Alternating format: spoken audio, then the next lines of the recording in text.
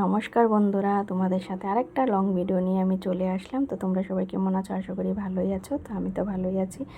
পুজো দিয়ে আসলাম সকাল সকাল। সকাল না বলতে এখন বাজে 11টা, দেরি হয়ে গেছে আজকে সব কিছু কাজকর্ম করে সকালে। তারপরে ভাবলাম ঠাকুর ঘরে ঢুকি। আজকে কিন্তু মন্দিরে যাওয়া হয়নি। আমি প্রত্যেকবার যাই মন্দিরে পুজো দিতে, তো আজকে কিছু বিশেষ কারণের জন্য মন্দিরে যাওয়া হলো না। তো হাজব্যান্ড আর ছেলেকে পাঠিয়ে পরে যে ঠাকুর দিয়ে তো চা খেতে বসে পড়লাম। মাকে বললাম আজকে রুটি বানাবো না, অনেক দেরি হয়ে গেছে, রুটি খাওয়ার দরকার নেই, চলো এই খাবারটা খেয়ে। আমার কিন্তু ভীষণ ভালো লাগে কিন্তু কলা আর লাড্ডু এরকম খেতে, মুড়ি দিয়ে কলা দিয়ে খেতে। তো তোমরা কে কে খেতে ভালোবাসো?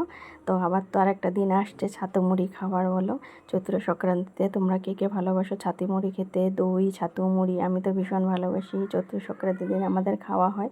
তোমরা কে কে খাও চৈত্র সংক্রান্তিতে ছাতু মুড়ি? জানাবে কিন্তু কমেন্টে। তোমাদের সাথে দেখো খেতে খেতে আমার আধা রান্না, মানে কি আধা রান্না না, আমার মা শাশুড়ি মা বসিয়ে দিয়েছিল ডোগার ডাল সব কিছু সবজি দিয়ে। তো ডোগার ডাল খেতে কে কে ভালোবাসো? এটাই ছিল গাছের ডোগা, কিন্তু ভাবলাম যতদিন গাছ আছে খেতেই থাকবো, কারণ এটা একদম সার ছাড়া। বাজারে তো সার দেওয়া পাওয়া যায়, আর বাজারে চলে আসছে। মা ডাটা এগুলো কী কাটবে বললো। ডাল ভিজে রেখেছিলাম, ভাবলাম আজকে নিরামিষ যেহেতু ডালের বড়া করে তরকারি করবো ডাল ডাটা দিয়ে। তো মাকে বললাম তুমি আস্তে আস্তে কাটতে থাকো, আমি খেয়ে তারপরে বসাবো সব কিছু। তো মা আমার আস্তে আস্তে সব কিছু রেডি করে দিচ্ছে। মাও খেয়ে নিয়েছে। এই যে দেখো ডালের এতগুলো ডাল আমার হাতে আর মানে বাটাবাটি করা যাবে না। এটা ছিল আমার একদম মানে কি বলবো রান্নাঘরের বন্ধু, মানে বলতে পারো সাথী, 9 বছরের সাথী। এটা কিন্তু কি করলো, ধোঁকাবাজি করে দিল।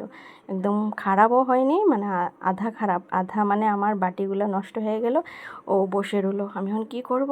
তারপরে আমার হাজব্যান্ড বলে আমাকে আরেকটা এনে দাও। আমি কি করব, বহুত কিছু দরকার পড়ে। অল্প অল্প মশলা তো পাটাতে বেটে নেই, কিন্তু বহু বেশি জিনিস হলে তখন মিক্সার গ্রাইন্ডার লাগে। তো হাজব্যান্ড আরেকটা নিয়ে আসলো আমার জন্য। এটা যেহেতু বহুত হেল্প করে সবাইকেই, জানি আমি। এটা বেশি মশলা হলে দরকার পড়ে এই জিনিসগুলো।